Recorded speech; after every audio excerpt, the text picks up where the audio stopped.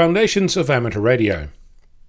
A regular question that I hear from amateurs, both new and experienced ones, is, what radio should I purchase? It's a simple question that doesn't have a simple answer.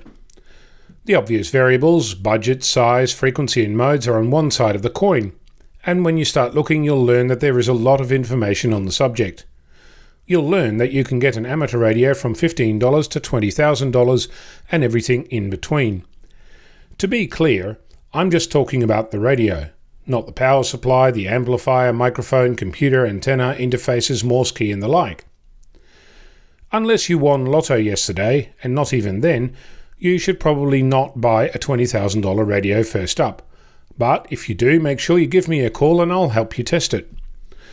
The question that often happens is, should I buy Yaesu or Icom? Which is like asking, should I buy Mac or PC, or a Holden or a Ford? As you know, there are many different options and the same is true for your radio. The reality is that unless you have specialized measuring equipment, most modern radios are pretty similar. That's not to say they're the same, far from it. It's just that you are unlikely to come across a situation where you'd actually notice, since the variables that make up our hobby are so vast, propagation, antennas, local environment and the like, that any slight differences in radio performance are likely to be completely masked by other factors. Again, I'm not saying that there are no differences. If you have a shack where you have 10 radios side by side, all connected to the same antenna, you'll be able to notice differences. Sometimes they'll even be significant. But overall, in day-to-day operation, other variables beyond the simple metric of performance are more important. The budget you have is a big factor when you get your radio. And don't spend more than 50% of your total budget on the radio, since you'll need a whole lot of other stuff that simply isn't in the box.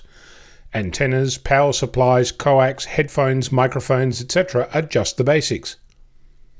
When you've narrowed it down to a couple of radios, go and visit some shacks and see them in operation.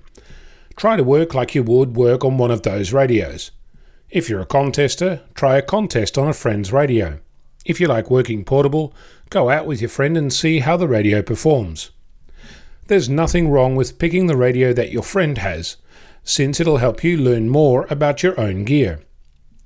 Since my first purchase, I've learned lots about radios. I have no regrets that my first radio was a Yaesu 857D, but I picked it because it suited me.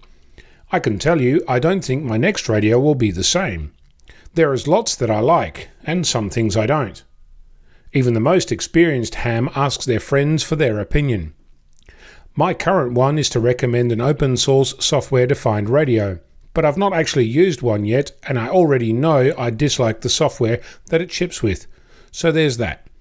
I'm Ono, Victor Kilo 6, Foxtrot Lima Alpha Bravo.